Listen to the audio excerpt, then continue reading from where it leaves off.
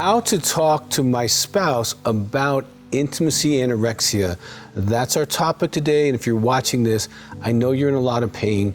If you're married to someone who has intimacy anorexia, we're going to help you a lot. If you haven't subscribed, go ahead and hit the button because we have a lot of help, especially around this topic. You want to subscribe to that channel. And also, if you have a question, put it in the box. We'll get right to you. Now, how to help you talk to your spouse about their intimacy anorexia. Now, first of all, I want to validate your pain. Okay, our research and partner betrayal trauma, and that's a book and DVD, and you can go to that website, .org, partnerbetrayaltrauma.org, validates that you have the same pain as someone who's been cheated on, or someone whose husband has, or spouse has gotten in porn addiction, masturbation addiction. You suffer the same statistical damage of PTSD, depression, and self-esteem. All kinds of things have been damaged inside of you because of the trauma of living with intimacy anorexia. So first, I want to validate your pain, and I want you to know that you had nothing to do with it. Intimacy anorexia happened way before you were ever in the picture. Marriage activates this in a way that the intimacy anorexic wants to pull away from you because of their own issues, okay? Now, how do you talk about this with them? Now, you've tried. You've told them, I feel alone. I feel like a roommate. I feel disconnected. We're not having sex. Why don't you want me? This is awful. And you have gone that approach to them. And that usually ends in failure. And I know that. In our married and loan products, we walk through some of that stuff, and it's just so hard for your soul. So what you want to say to them is, I'm really in pain and I love you. And I would like our marriage to work for the rest of our life. Are you willing to do anything to ease my pain and to help us have a good marriage? Because there is no reason in having any further conversation with him or her if they have no willingness at all. Some intimacy anorexics have got away with starving you for 5, 10, 15, 50 years. And so they think to themselves, why would it change now? You're not going to leave. You're too old, right? And they actually rationalize this way. I mean, I'm not agreeing with that, but it's so sad. And if they have no heart to change, no desire to, that's the end of the conversation. Then, and I'm going to probably recommend several products as I have this conversation because these help you. Then I would have you move over to why do I stay when it doesn't make sense? That's a video. You know, unstuck, that's a video. To help you to get help for yourself, I would encourage you to get in a married and alone group.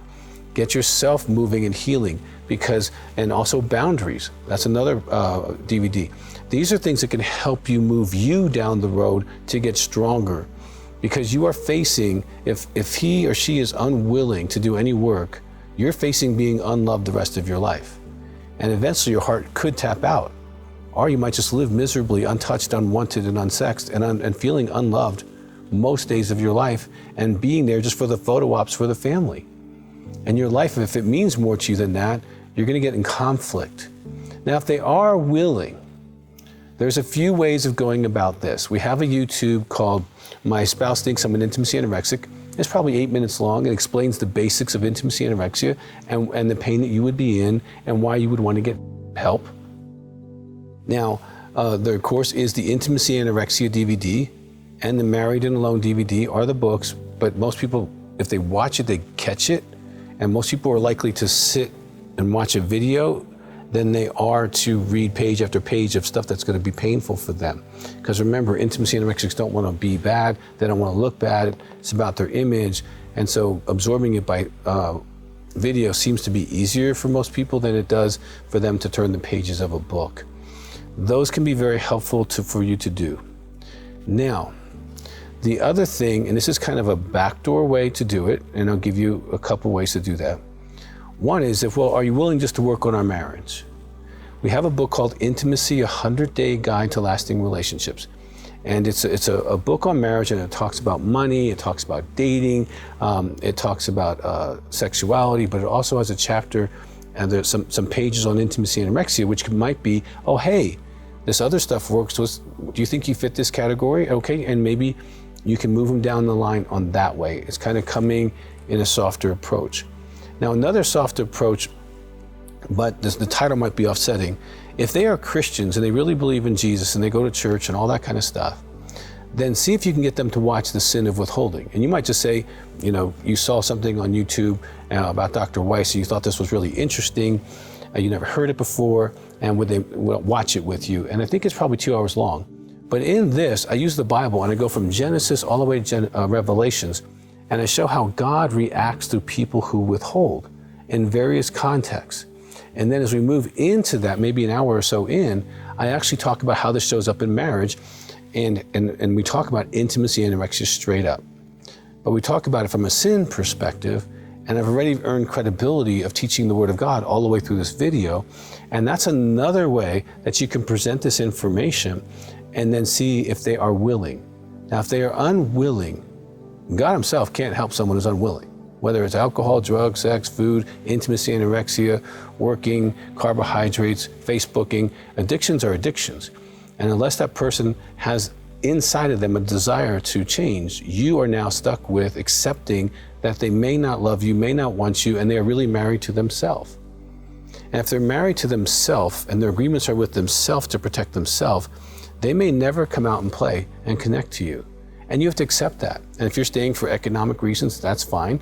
You just have to accept that part about yourself. If you're staying for some semblance of normalcy or until the kids get a certain age, just be honest as to why you're staying. And you might be able to make that work. But the pain gets worse. Generally, the first 10 years, you're on the treadmill trying to, be loved by them telling you, oh, you got to do this or do that, and then I'll love you. And as you get into the 20-year mark of that, somewhere between 10, 20 years, you just start medicating, getting in shape, getting out of shape, focusing on the kids, working hard, starting another business, doing something. In that 10 to 20 year period, you tend to medicate. But as you move into that 30-year period, you start to accept the fact that you may not be loved ever, and that can move you into hopelessness and despair.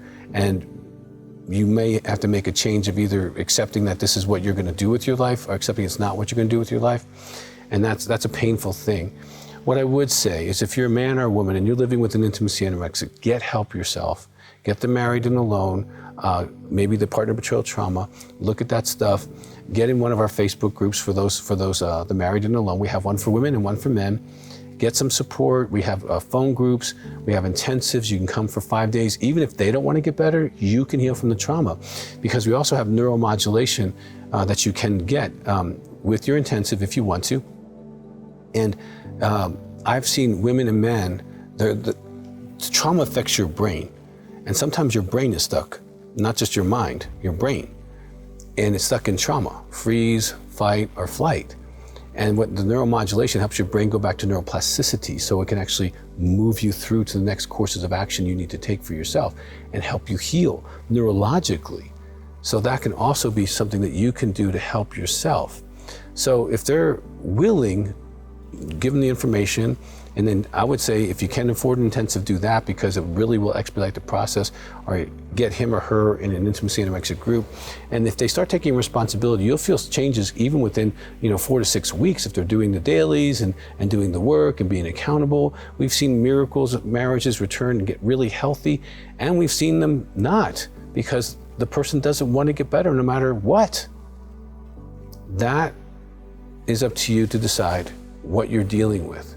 But hopefully this conversation has been helpful for you, just to open up a few different ways to maybe help approach the subject.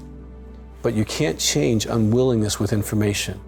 All alcoholics know that they shouldn't be over drinking. People that are extremely overweight know they shouldn't be overeating. People who are working 100 hours a week know they shouldn't be doing that. It's not a matter of information. It's a matter of willingness. And if the heart is open to change, then miracles can happen. I've seen it for now almost 4 decades. But if the heart is not willing to change, there's nothing you can do, and your love is not a solution. It's not a cure for an addiction. It's just not. So be encouraged. Hopefully this has helped you. If you haven't subscribed, hit the button. If you have a question about this information, go ahead and put it in the box, and we will get right back to you.